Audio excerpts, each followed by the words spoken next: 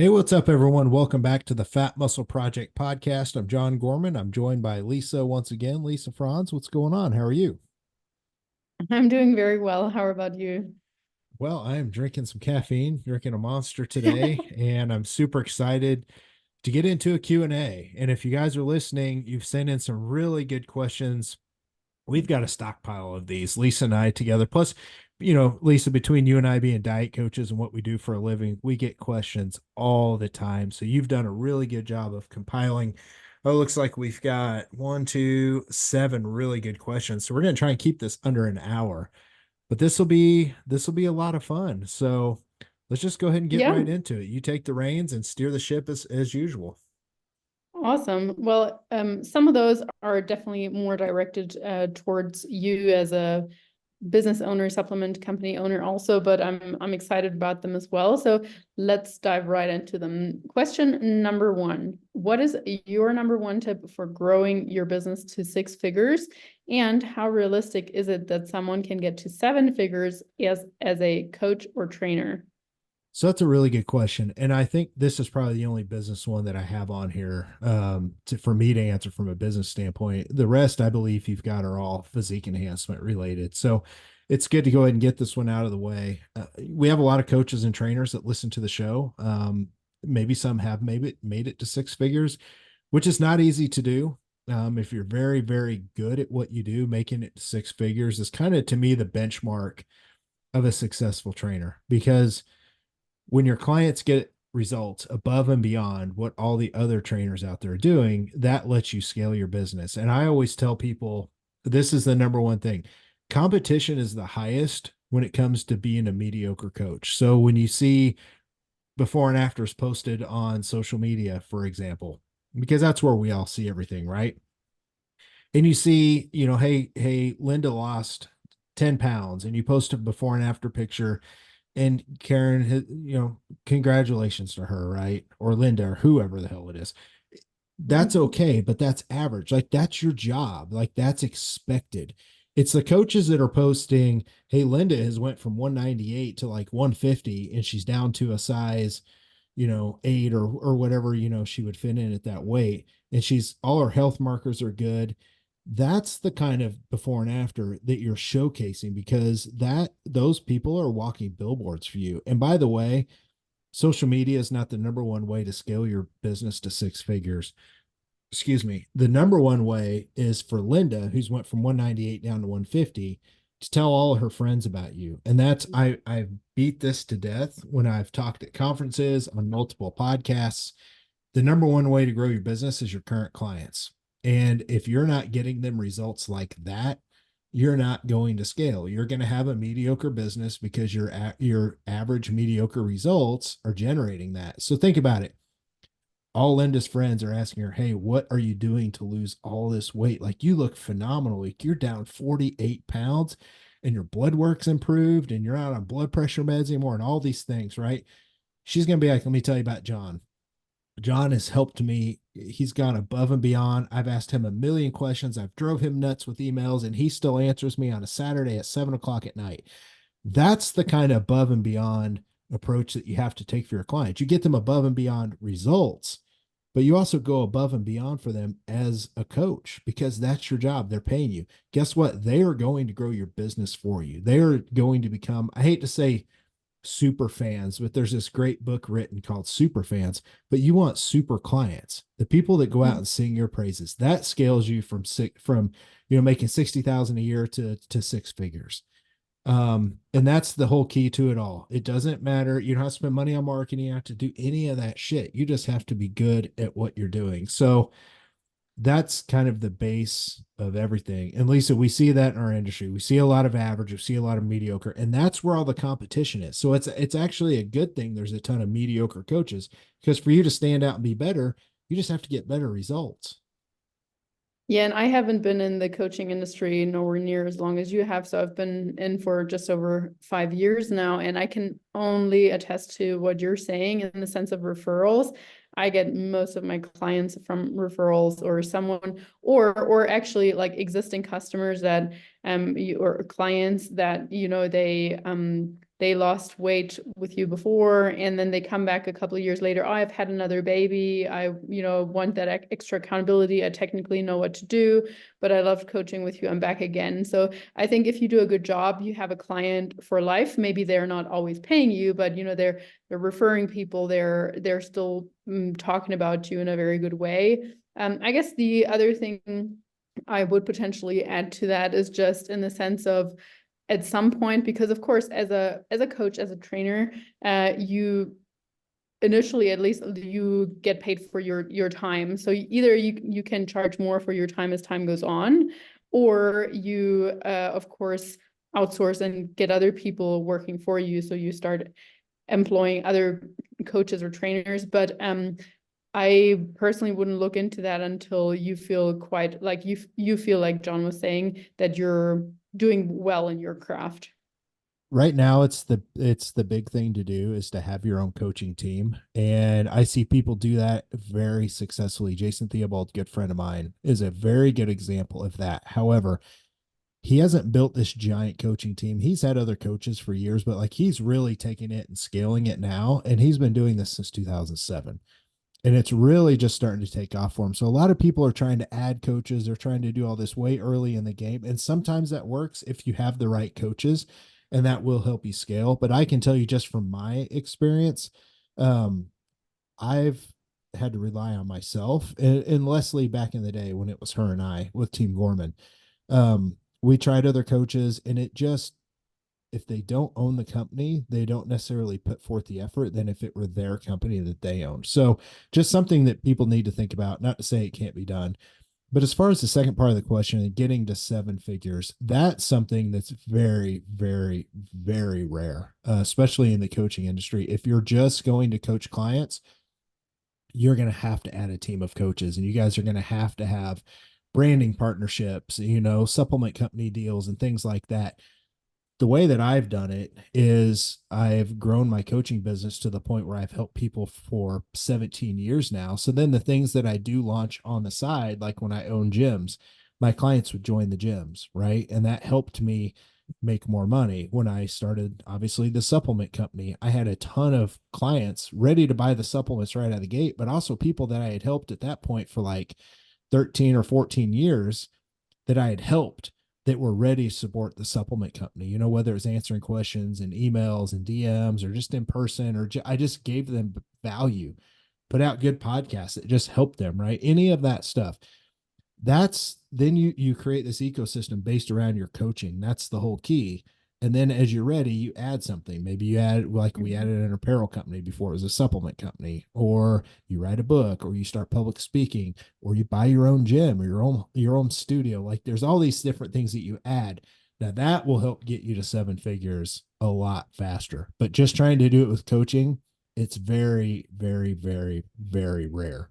And by the way, if you're not making seven figures and you see everyone else out there posting about, all these businesses that don't think that you're not successful, there are many people, like I remember myself in 2013, I thought, I'm making well into the six figures just coaching, and all I need is my laptop. And I just work with, like, I'm working a lot, like answering emails, but like, I don't need to own a supplement company. I don't need to do all this crazy other stuff. And I'm like, I can have low expenses and make six figures. This to me at the time was a dream job. I'm always have a growth mindset. So I'm like, so what's the next thing? So I don't want anyone to think that they're not successful. By the way, you could be making $75,000 a year, totally happy. You got your laptop, you can go anywhere you want to go.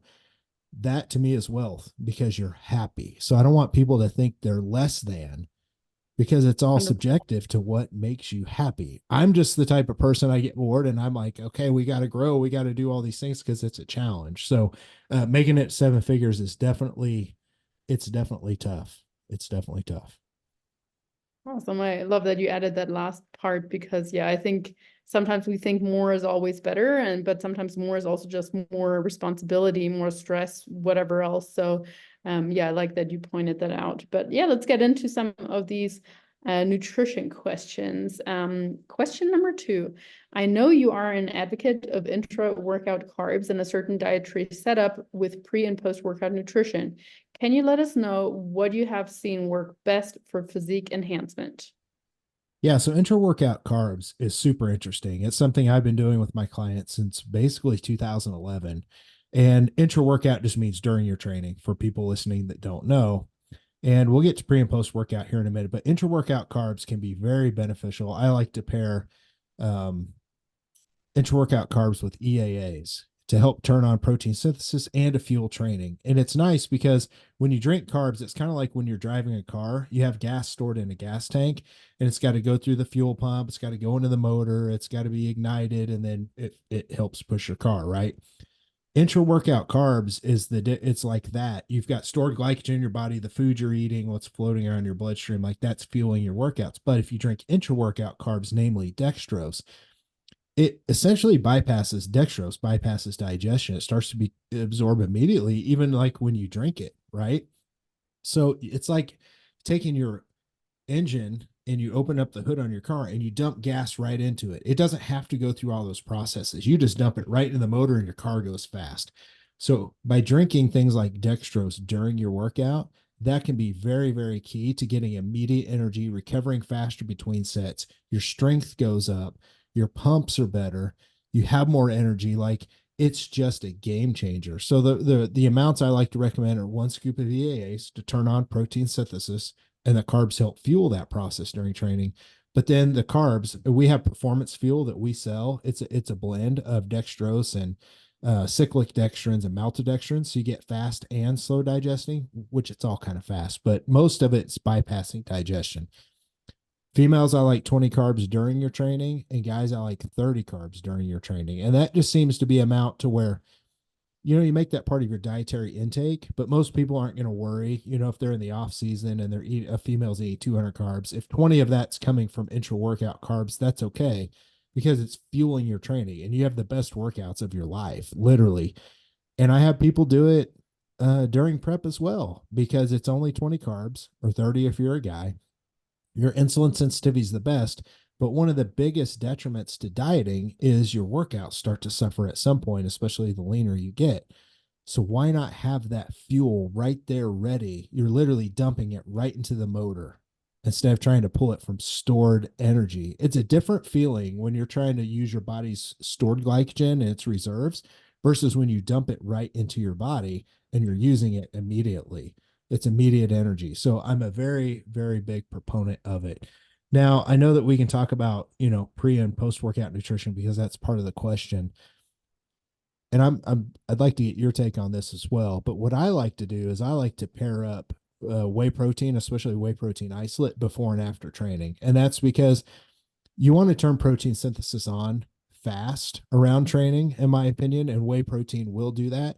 But honestly, the biggest reason is it sits well on your stomach during training. And I don't want to see people eating, a large chicken and rice meal and then trying to train an hour later. That's sitting in your stomach for hours. People don't realize that. It doesn't turn growth on for hours. It's not broken down into aminos for hours. The rice you're eating is not fueling your workout for hours because all that has to digest, right? So if you're going to eat a heavier meal like that, eat it 2 or 3 hours before you train. So then it's starting to be broken down and it's kicked out into your system to be used as fuel. So I like whey protein and I like simple carbs, low fat carbs that sit well on your stomach before you work out.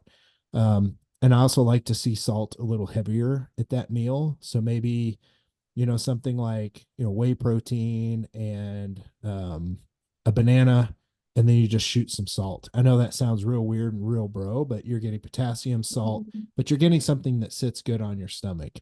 A lot of people like rice cakes right before they train, like 15 minutes before they train. So some salty rice cakes and slam a shake, and then you go right in, and now you're doing EAAs and you're doing, 20 carbs intra workout or 30 carbs, and you're having these great workouts, but you're literally putting food in your body that's broken down fast and it's fueling your performance. It's fueling your recovery between sets.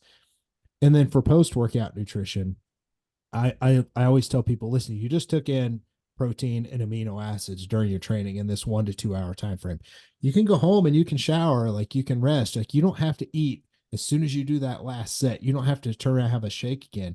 You've just turned protein synthesis on with shakes and amino acids pre and intra workout. Now you can wait up to an hour and now have your next meal. And I like to have whey protein again here because it turns muscle protein synthesis back on. And then you want to pair that up with any carbs that you like, any carbs. It doesn't have to be fast digesting. It doesn't have to be anything magical. Whey and oatmeal, for example, or whey and potatoes is fine.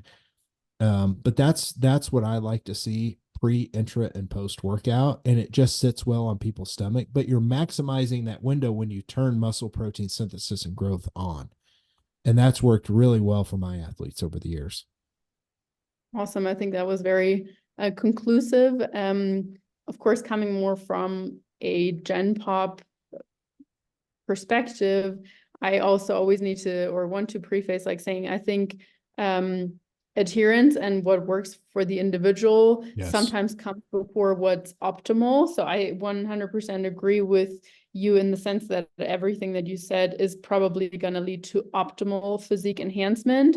However, for instance, if I have a lot of clients that train first thing in the morning and a lot of women, they don't want to eat anything before that or at 5 o'clock in the morning or whatever. So while I say, okay, try maybe having something beforehand or maybe even a protein shake or so, I hear so often I just can't stomach anything at that time. And Yeah. I think the important part there is then saying, okay, let's make sure we're filling your glycogen stores at least with your last meal in the evening properly. And like you say, let's make sure that you have some protein, some high quality protein and carbs within an hour or two post workout. Because again, often they're like, oh, well, I don't even want to have the protein shake right away. I would rather, because I'm on a very low calorie diet. So let's say if they're on 1,200 calories, they're working out at 5 or 6 o'clock in the morning. They don't want to have the bulk part of their entire calorie budget for the day just around their training in the morning and then not having anything left for the rest of the day, essentially. So that being said, though, I still want to make sure that they're having a good amount of carbs and a good amount of protein, definitely post workout. And those EAAs, I mean, they don't take away a lot of calories. That's something that you can Right. mix in easily throughout your training. So that's something I would be adamant about. I would also definitely say, looking at the quantity, if we're talking about a smaller female, making sure we're having at least 25, 30 grams of protein post workout. And the same in carbs. Of course, the carbs could or should be higher if we're not in a dieting phase, but it really kind of depends. I like the examples that you gave in the sense of a banana, whey protein definitely being really, really up there. Again, coming back to the point of satiation, though, if that client starts to complain of like, oh, I want to eat my food rather than drink it, what else can we find there? So perhaps a low-fat Greek yogurt or egg whites or like you said, like chicken and rice, even though it does take a little bit longer, then we just have to work on the timing a bit more and think about giving yourself enough time to digest that. But generally speaking, I'm 100% on the same page as you. For Gen Pop especially, I want to address two things real quick. For Gen Pop especially, I don't have them drinking EAAs during their training. Excuse me, have a little bit of sore throat going on. I don't really necessarily recommend EAAs to them because if they're just getting started and they're not someone that I'm worried about physique enhancement for, like, someone that's trying to look like they're a bodybuilder or someone who is getting on stage, I don't worry too much about their EAAs during training. And I definitely don't have them drinking carbs during training. I have them drinking a shaker of water because I'm just trying to create the habit of being hydrated, right? And I know you and I are probably on the same page there. So like there's a lot of people, I don't want our listeners and our coaches to think, man, I need Sally who needs to lose 30 pounds, who just started working out for the first time, drinking EAAs and intra-workout carbs and all this. Like, would it be okay? Yeah, but like let's just get her in the habit of eating protein and carbs before she trains, protein and carbs after. It doesn't even have to be whey and like I laid out. If she wants to eat egg whites and some toast, by God, she's making a good choice, and I am okay with that. So I kind of throw the rules out the window. I'm more concerned about them counting their macros and getting carbs and protein, like you said, around their training. But I do want to say for people that train first thing in the morning that talk about, hey, I just don't want anything on my stomach, I at least implore people to start at least their day with a scoop away, at least a scoop away. You need to get hydrated, first of all. Like it's about graduating. This is done in levels, right? It's about graduating up to these next levels. Like we don't want to throw everything under the sun at somebody right away if they don't want anything in their stomach in the morning. So it, to me, it's like that next step. Let's start with some whey protein and just have that, and maybe mix in with your coffee, and now you've got some energy. And then on the way to the gym, you're drinking a shaker of water, because we need to get you hydrated. We need to turn protein synthesis on. You don't want to be in a super catabolic state. Cortisol is going to be sky high if you're training without being fed. So I start those conversations, and I just say, hey, it's 4 ounces of water, it's 1 scoop of protein. It's not going to be much on your stomach. And I've gotten good feedback from people, but I get it. When people first start, they're not hungry in the morning. They're like, that's the last thing I want to do. And I'm like, just 4 ounces and 1 scoop away. Just try it one time. And then once they do, they're okay. And then I'm like, okay, next I want you to have a small banana with that. And we're going to try that. And then you go train 30 minutes later.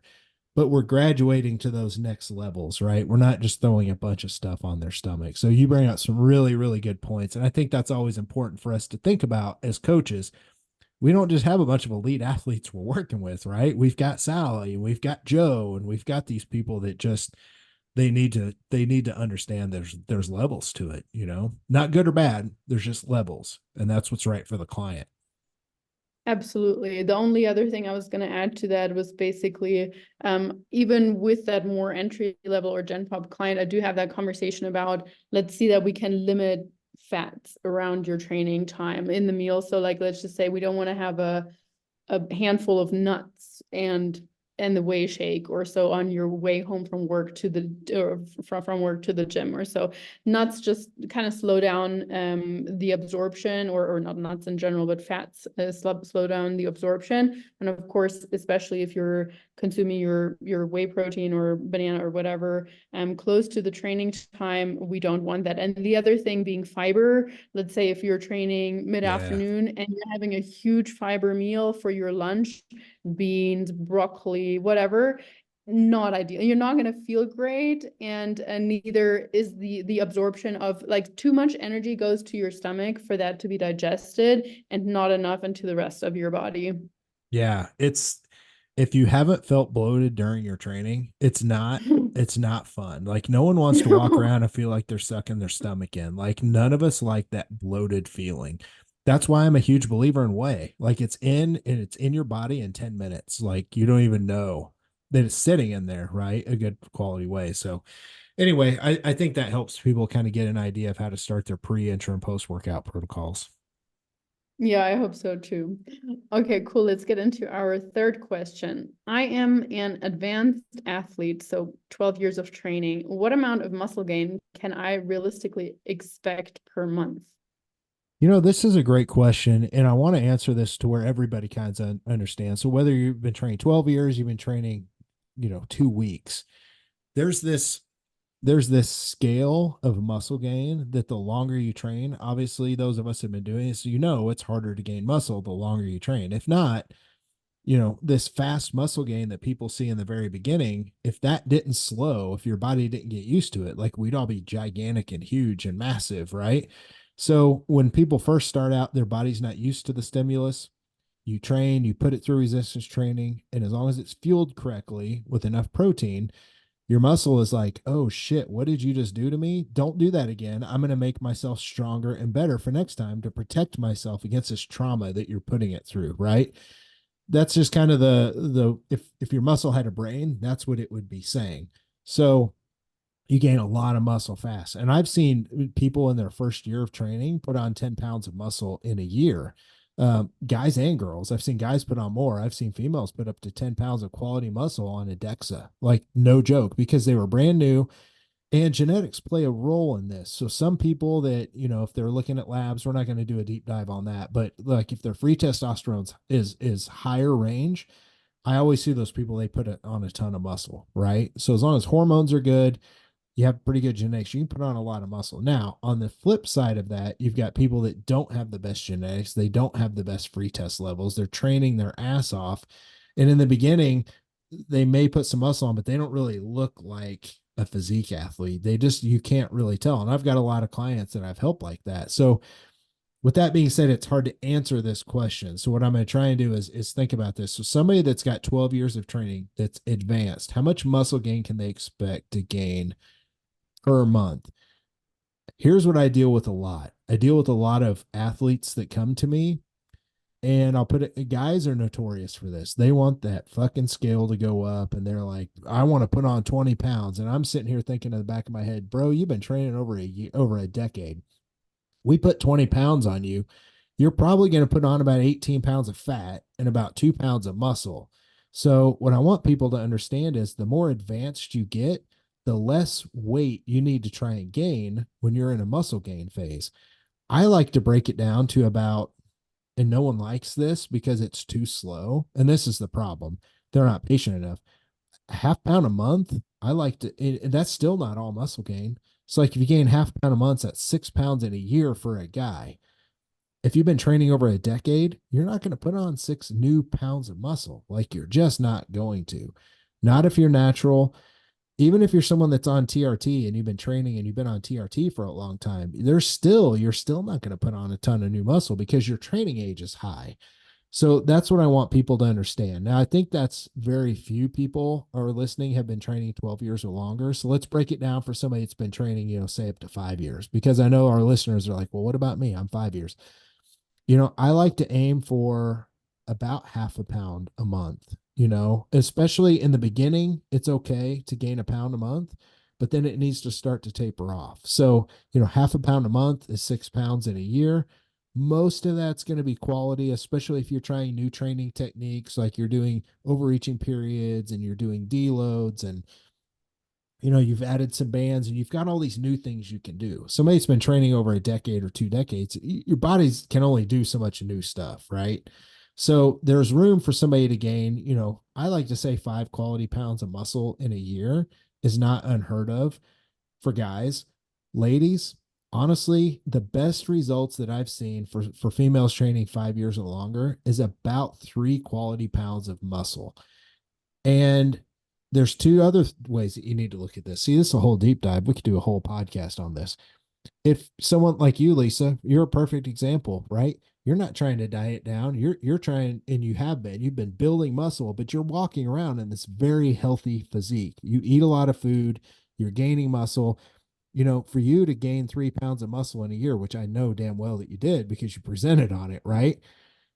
You're also walking around with that. You're not thinking of it from the standpoint of, I want to put on as much muscle as I can so I can now diet down and get leaner and showcase it. So there's two different types of people, right? There are people trying to gain muscle so they can diet down and show it. And then there's people that are trying to gain muscle so that they can walk around and they live in that new physique. So, excuse me, the thing people need to realize is you might gain 3 pounds of muscle in a year, but if you're going to turn around and diet, you're going to take some of that muscle back off. So I know we didn't give everyone an exact answer, but I want people to understand what really revolves around gaining weight and how much is muscle. So a good rule of thumb is if you gain about half a pound a month, that's probably mostly safe for most people, unless you're a beginner. Then it's okay to gain a pound or more a month, like in the very beginning. I'm 100% behind you with all these numbers. And from my read of the literature as well, like as you said, as an advanced athlete, it's very common to just see like an increase of a pound of muscle on in terms of stage weight, like if someone is a competitor from one year to another. So I mean that's really not a lot, but still if we think about how lean the body is during that time, and also if we think about that maybe half of that year was spent dieting again.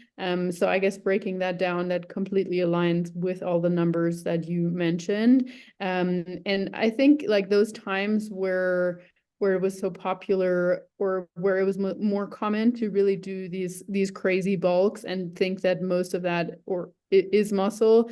Hopefully those times have passed and people Yeah. are embracing more of like a slower approach and just not necessarily lean gaining because some body fat is certainly helpful in assisting your body to put on more muscle, but it's definitely not like it used to be more practical in practice.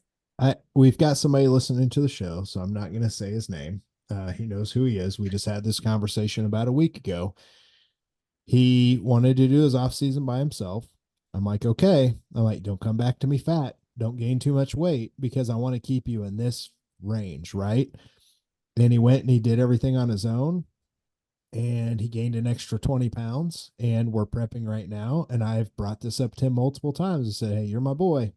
I love you, but I told you I wanted you to be in this range for this reason. And now he's at the point in prep to where he's gotten that 20 pounds off.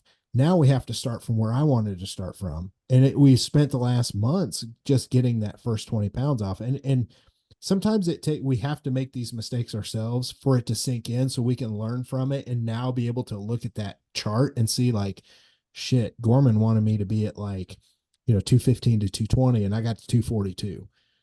Now I see why. Even though he looked pretty good, you can't really tell much of a difference, at 242, believe it or not.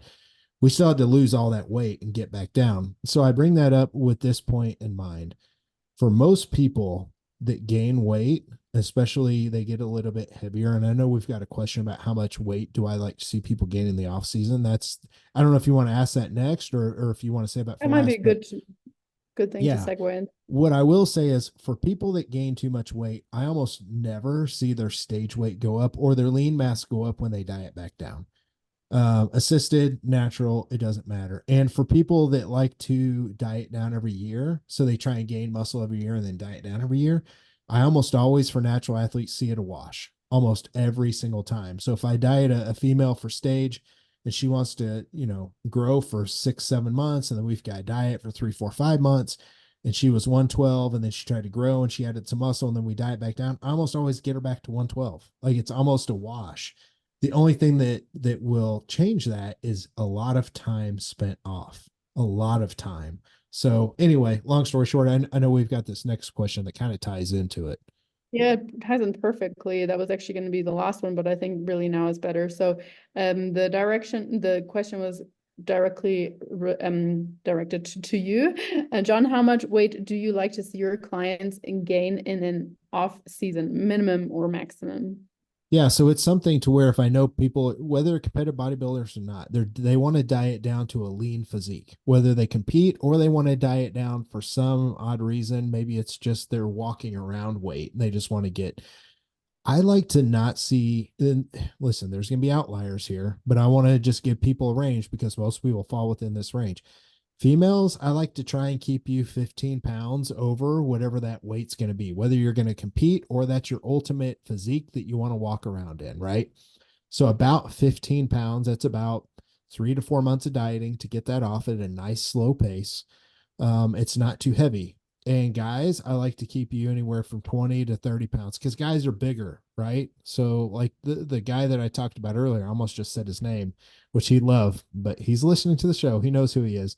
He's an outlier. He's a bigger guy. He's got a lot of muscle mass, right? Maybe seeing him get up between 20 and 30 pounds, that would have been more ideal, not 60 pounds is what we're looking at, right? So, guys, general rule of thumb 20 to 30 pounds. If you're a bigger guy, closer to 30 is okay. But if most guys can healthily stay 20 pounds over whatever that lean weight is, they're going to look pretty good. But also, we're not going to crush them trying to diet 20 pounds off. So, females, I like 10 to 15. If they're on the smaller end, 10 pounds is fine. So if you think about it, if you're a female and you compete, or you're just very lean walking around and you're 110 pounds, let's not get over 120. Um, as long as your hormones will support that 10 pounds gained, 120 and that 10 to 15 pounds just seems to be fine. And I've seen women's hormones in their labs come back good. Guys, 20 to 30 is a general rule of thumb, not counting outliers. I was actually just going to say that potentially this question is going to lead us nicely into one of our other questions, because I could imagine that when you're assessing this, you're also taking biofeedback and lab work into consideration. So if perhaps you normally say, okay, 10, 15 pounds for a female, but you're at that 15-pound mark and that female still doesn't have her cycle back, still is feeling like crap, is not sleeping well, etc., you might perhaps in that individual case decide maybe we're going to add an extra 5 pounds just to get her to that ideal level and to actually put on muscle. Because of course, if we're compromised in terms of hormones, the off season is compromised also. So I can imagine that you're generally wanting your clients to also get lab work and just in general assessing their biofeedback, their sleep, how they're feeling post competition or just post dieting phase in general. Yeah, it's super important. I'm real careful with recommending labs right after a diet for a competition prep. Now, if it's especially with a female, for anybody, once our diet phase is done, but they're not getting on stage, they wanted to diet down. Like I had a female diet, we wanted to get to 125. She was walking around at 136 and she looked good, but she wanted her body fat down a little bit more. She wanted to look better, and just see if she could maintain leaner. So we went from 136 to 125. It was about 5 pounds over what I probably would have gotten her to for stage, right? But she was like 125. And because she wanted to walk around at that, I was like, hey, we got to get your labs now. Like, I want to see what your labs look like after. And then we need to get them again in another, 8 to 12 weeks and make sure once we reverse diet that your hormones are going to stay that good at 125 to 127 because it's body fat dictated, right? She was staying leaner. So what we saw was low testosterone because we kept her, she wanted to be too lean. So we tested it out. And what we end up doing, we ended up going back up to about 133, 134, got her Perfect. labs tested. Her body fat was back up to a level. Her cycle was more regular. Her testosterone came back up some. So a lot of the times it's dictated on how lean you are, and especially females' body fat. That is more important. But I also won't just add weight to somebody. It also depends on cortisol, honestly. And that's why we've done the cortisol deep dive episode that I need people to go back and listen to if you haven't heard it. When cortisol is chronically elevated after a diet, that doesn't mean and their cycle's not back. It means we need to address those lifestyle things. Sleep. Are you training 6 days a week? Are you doing a ton of cardio? Are you still under eating? Like, are you drinking alcohol now that the diet's over? That doesn't mean I need to go add weight for a female to get her cycle back. That means I need to address cortisol and the underlying issues because I can add body fat and that still may not fix the cycle. Now we got all that weight on and that's not coming back off. So it really depends on what's causing the issue with cycles. And I know that's I now we're jumping around because now we keep talking about things that are going to be the next question. So isn't that one of our questions is a dealing with a cycle? Yeah, I'm just gonna read it out now. So the question is, if a female athlete lost her period in a prep, how long can it take to get her cycle back? Yeah. So typically females lose. Now I say this typically they will lose a cycle when they get really lean.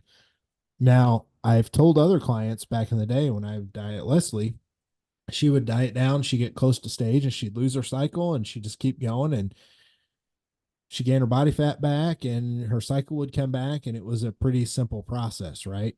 So then I started to tell my other female clients, hey, you're probably going to lose your cycle. You probably, and then as soon as I would tell them that, weird shit would happen. They would have a cycle every 2 weeks. They would have a cycle for 2 weeks. Then they wouldn't have one for 6 weeks. And it was like all wonky. That's because hormones were out of whack. So the question is, how long can it take to get the cycle back? Assuming most women have, we'll just call it cycle irregularity. How about that? When the cycle's kind of messed up and it's off. Typically, if you can do the things that you need to do, pull out your cardio, add calories back, make sure sleep's in, I'm always going to say leave alcohol alone. Leave that shit alone. Like there's really no benefit for physique enhancement, especially when you're trying to repair your hormones and get your cycle back and get healthy. Leave the alcohol alone. So as all those things are being done, I like to see supplemental chasteberry liposomal. We carry that from New Ethics. That's been a game changer during the diet and after. As long as all those things are done, excuse me. Um, I've seen females get their cycle back in a month. But it also depends on the severity of the prep, right? So, like for me to diet a female for a show, I see most of them get it back normally in a couple months. It's starting to come back, and even then, it's not perfect. It's kind of spotty, no pun intended, right? But it's kind of like spotty here and there, and like it may pop up and then it's gone, for 6 weeks, but it's starting to come back. So I would say 8 weeks on average. But some people, and a lot of coaches will tout this, like, I can have a cycle back for a female in under a month. Well, it it's really not. The coach can be doing all the perfect things, but you really, we can't control that. But No, I ideally, mean, I'd like to see it come back in 4 to 8 weeks. yeah, I was just going to say to that that you touched on two of the critical points earlier, one being body fat percentage, and the other one just simply being at the rate at which we're increasing calories. Because also nowadays, sometimes post-show, people might reverse diet super, super slow because, like you said, they want to stay super lean. So if you reverse diet slow, or it's just a reverse diet for a Gen Pop client, and we want to make sure that we're kind of staying as close to this goal weight that we had as possible.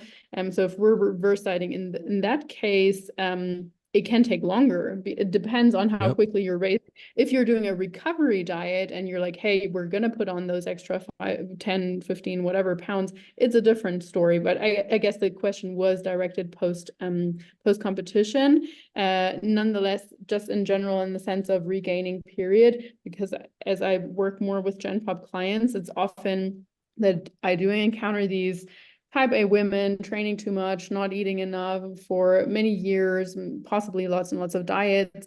In those cases, regaining your period, it can take a lot longer. It can take a year, it can take two. It also depends on how long your period has been missing. If you haven't had a period in 10 years, because you've been under eating and overtraining for 10 years, it might take us a couple years to get that back. And also only just given that you are happy to put on a little tiny bit more body fat potentially and fueling your body well. So if you're listening to this and you're thinking, oh, I haven't had a period in half a year or whatever, what am I doing wrong?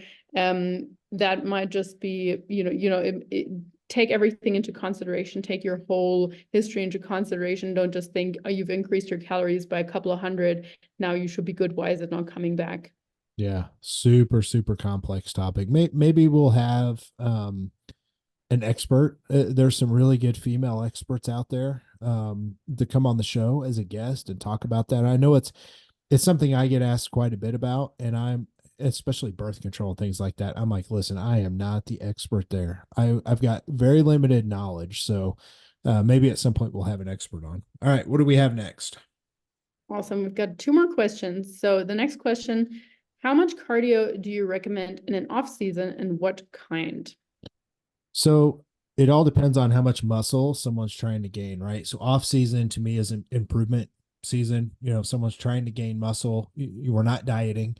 I like to see cardio for a couple different reasons, and then sometimes I don't. It all depends on the individual. If there's someone that's a hard gainer, which is not most people listening to this, but if you're a hard gainer, I'd rather just see you lift and not do the cardio, because you need you don't want to burn through the calories that your body needs to gain muscle, right? So like all the food you're eating, it's already hard for you to gain anyway. The last thing we want to do is burn off some food and burn off some body fat with cardio. So for them, I don't recommend it.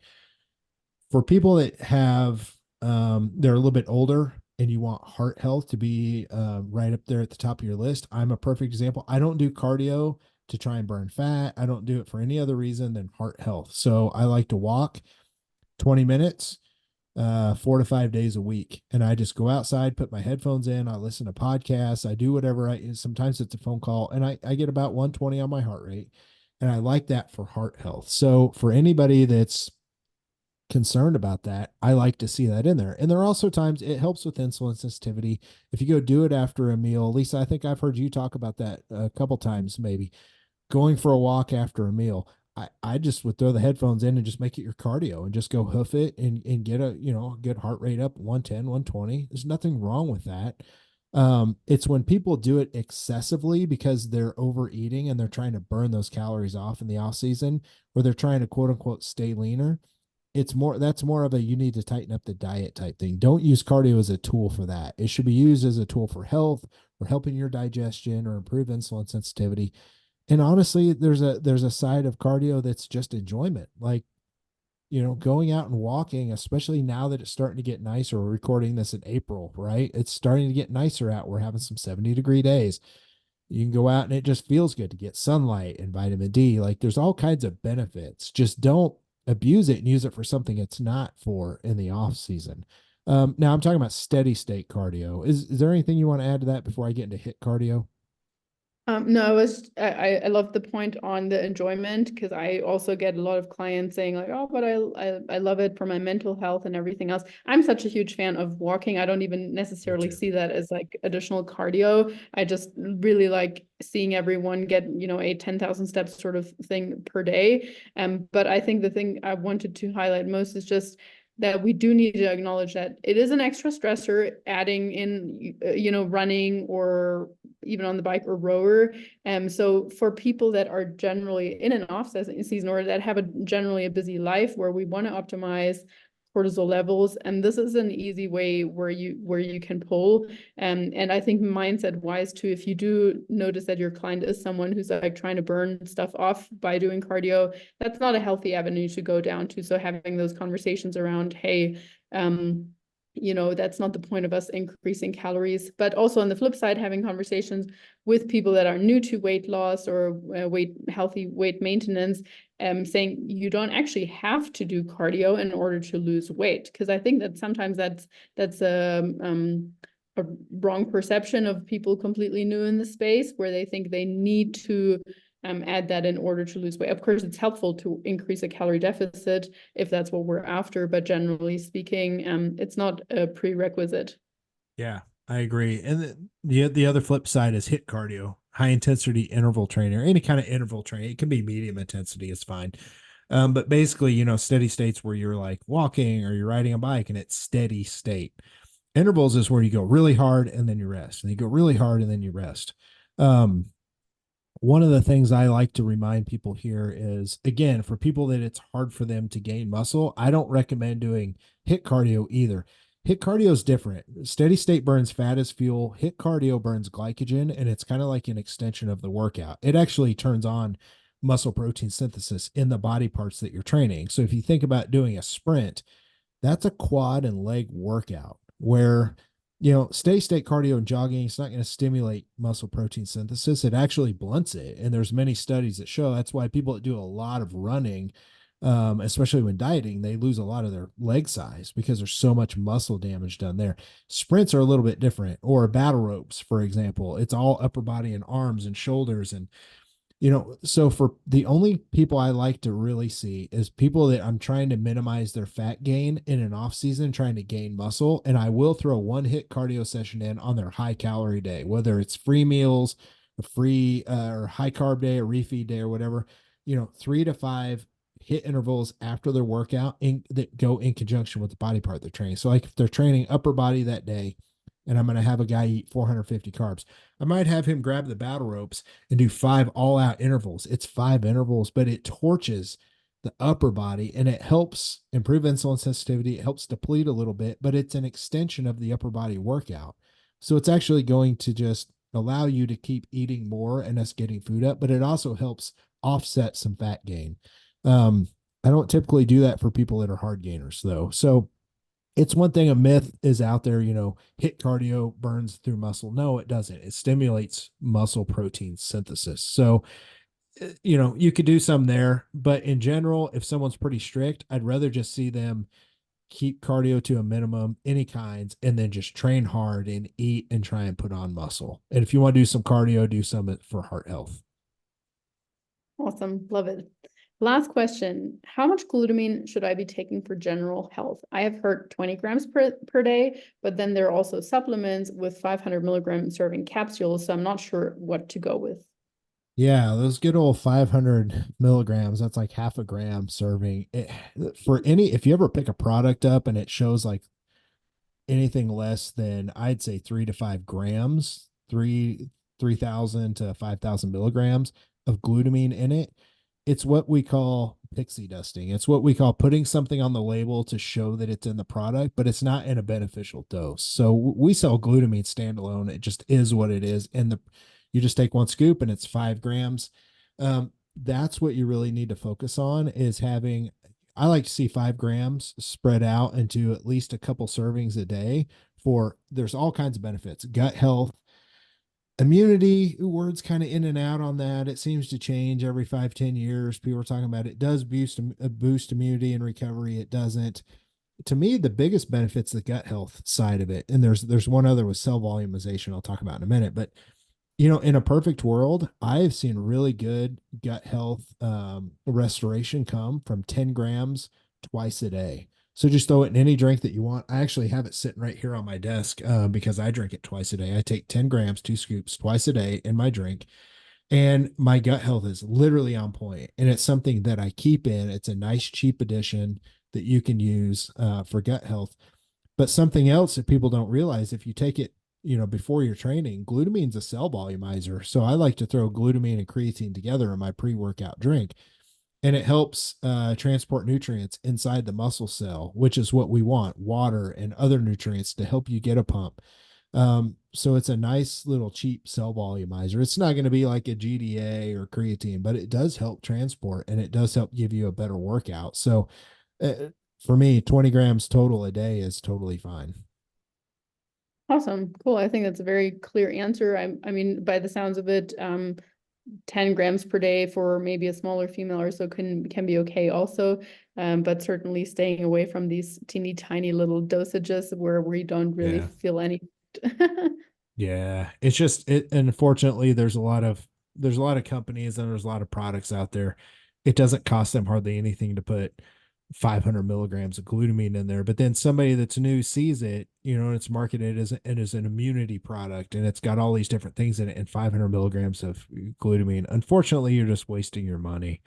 But hey, that's the supplement industry. Like, there's a lot of wool that's pulled over people's eyes. So.